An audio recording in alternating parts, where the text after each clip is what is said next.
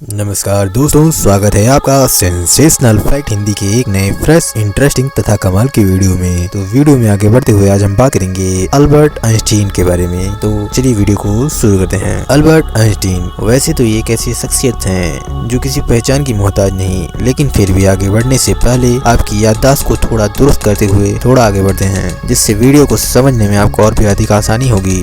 अगर कहा जाए कि आइंस्टीन दुनिया के महानतम वैज्ञानिकों और गणितज्ञों में से भी बढ़कर थे, तो यह कहना बिल्कुल भी गलत नहीं होगा। महज कागज और पेन से हमें ऐसे सिद्धांत दिए जिसने विज्ञान तथा दुनिया की रूपरेखा को भी बदल कर रख डाला। अपने सापेक्षता के सिद्धांत यानी थ्योरी ऑफ रिलेटिविटी से यूनिवर्स के रोचक नियमों को समझाया। आइंस्टीन के सिद्धांत ने विज्ञान की रूपरेखा को ही बदल कर रख डाला। आइंस्टीन जितने बड़े वैज्ञानिक थे, उससे कहीं भी बड़े दार्शनिक थे। आइंस्टीन ने विज्ञान के नियमों को समझाते हुए कई बार सफलता तथा कई बार असफलता की कल्पना की, जिसके रास्ते पर चलकर विज्ञान के अनेकों रहस्यों को सुलझाया जा सकता है। आइंस्टीन ने अपने पूरे जीवन काल में 50 से अधिक शोध पत्र और विज्ञान से हटकर किताबें लिखी। सन 1921 ईस्वी में उन्हें नोबेल पुरस्कार भी मिला। 1999 ईस्वी में टाइम पत्रिका ने उन्हें शताब्दी पुरुष से भी सुशोभित किया। आइंस्टीन ने 300 से अधिक वैज्ञानिक शोध पत्रों का प्रकाशन भी किया। शब्दों में आइंस्टीन शब्द को बुद्धिमान शब्द का पर्याय समझ लिया गया था। आप यह बिल्कुल सही सोच रहे होंगे कि उनके दिमाग में ऐसा क्या भरा पड़ा था जो उन्हें इतनी बड़ी उपलब्धियां हासिल कर दुनिया के महानतम वैज्ञानिकों में अपने आप को सबसे आगे खड़ा किया।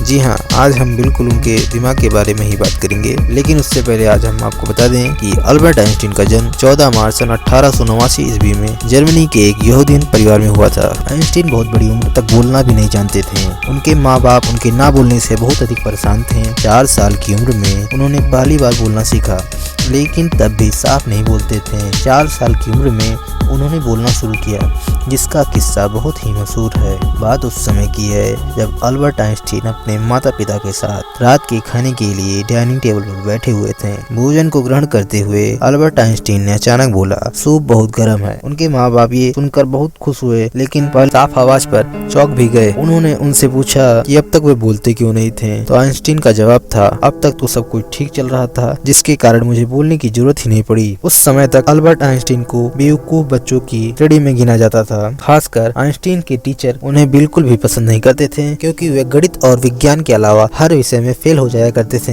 कभी भी मोजे नहीं पहनते थे, क्योंकि उनके मोजे में छेद हो जाया करते थे। आइंस्टीन का यह मानना था कि जब जूतों से ही काम हो जाया करता है, तो मोजे पहनने की क्या जरूरत। कई फॉर्मल डिनर पार्टी में वे ऐसे ही बिना मोजे के चले जाया करते थे। एक बार ऑक्सफोर्ड लेक्चर में ऐसे ही चले गए, लेकिन स्टूडेंट्स का ध्यान उनके मोजे से ज्यादा उनके बड़े बड़े बालों पर होता था। आइंस्टीन को बाल कटवाना बिल्कुल भी पसंद नहीं था, और उनके लंबे बाल को देखकर इसका अंदाजा लगाया जा सकता है। इतने बड़े गणितज्ञ होकर वो एक खराब बुद्धि के व्यक्ति माने जाते थे। नाम, तारीख और फोन नंबर उन्हें अक्सर याद नहीं रहते थे। एक बार की बात है जब उनके ही सहकर्मी द्वारा उनका फोन नंबर मांगे जाने पर वह जेब से डायरी निकालकर नंबर ढूंढने लगे। तब सहकर्मी ने उन्हें रोका और कहा, आपको अपना फोन नंबर भी याद नहीं? तो उन्होंने कहा, ऐसी चीजों को क्यों याद रखूं जो मुझे आसानी से मिनटों में मुझे डायरी में मिल सकती है। इसी प्रकार एक बार अपना पता तक भूल गए। जब यूनिवर्सिटी में काम कर रहे थे, तब उन्होंने टैक्सी की, लेकिन अपने घर का पता ही भूल गए। ड्राइवर भी उन्हें शक्ल से नहीं पहचानता था। तब अल्बर्ट आइंस्टीन ने ड्राइवर से पूछा,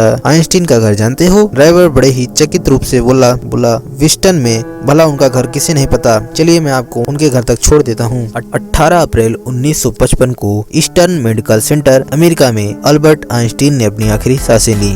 उस वक्त तक अल्बर्ट आइंस्टीन 76 वर्ष की आयु के थे। उनकी मौत धमनी के फटने से इंटरनल ब्लीडिंग की वजह से हुई। आइंस्टीन और ज्यादा भी जी सकते थे अगर उन्होंने डॉक्टरों को सर्जरी करने की अनुमति दी होती, लेकिन उनका यह कहना था, जीवन को कृत्रिम रूप से लंबा करना बेस्वाद है। मैंने अपना काम कर लिया है, जब जाने का समय हो गया है, मैं इसे शान से कहूँगा। उनके आखिरी शब्द किसी को नहीं पता थे, क्योंकि आखिरी शब्द लैटिन भाषा में थे और वहाँ पर मौजूद नर्स लैटिन भाषा नहीं जानती थी। अल्बर्ट आइंस्टीन कभी भी नहीं चाहते थे कि उनके मरने के बाद उनके शरीर और दिमाग की स्टडी की जाए, जिसके कारण उनके मरने के बाद पैथोलॉजिस्ट थॉमस हार्वे को उनके शरीर एग्जामिन करने के लिए बुलाया गया। उसी दौरान हार्वे ने अल्बर्ट आइंस्टीन की इच्छा के विरुद्ध उनके दिमाग को उनके सर से अलग कर दिया और उसे लेकर भाग निकले। ठीक 20 साल बाद अल्बर्ट के बेटे हांस अल्बर्ट के अनुमति के बाद उन्होंने अल्बर्ट आइंस्टीन के दिमाग पर अध्ययन करना शुरू किया। सबसे पहले हार्वे ने अल्बर्ट आइंस्टीन के दिमाग का वजन किया, जो कि 1230 ग्राम काम था जो कि आम लोगों के दिमाग जैसा ही था। इसके बाद हार्वे ने उनके दिमाग के 240 टुकड़े किए और उनके ब्रेन टिश्यूज को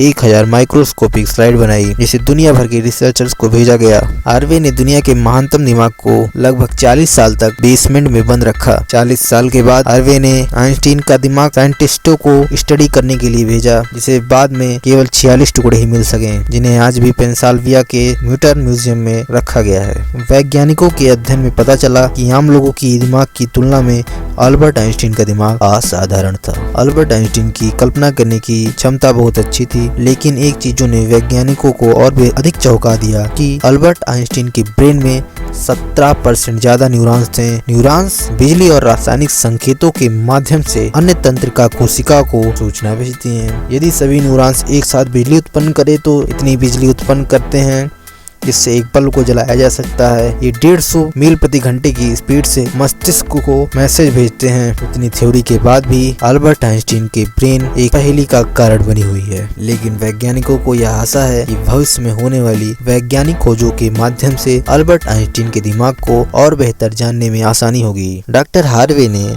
अल्बर्ट आइंस्टीन के दिमाग के साथ जो किया, सही किया या गलत किया, आप इस पर क्या राय रखते हैं? नीचे कमेंट्स में अपनी राय अवश्य दें। हाँ तो दोस्तों, वीडियो आपको कैसी लगी ये नीचे कमेंट्स बॉक्स में जरूर बताएं। अपने चैनल को अभी भी सब्सक्राइब नहीं किया वह सब्सक्राइब कर लें, जिससे आने वाले समय में और भी ऐसे रोचक तथा इंटरेस्टिंग आगे भी हम ऐसे दिलचस्प वीडियो आपके लिए लाते रहेंगे। तब तक के लिए जय हिंद।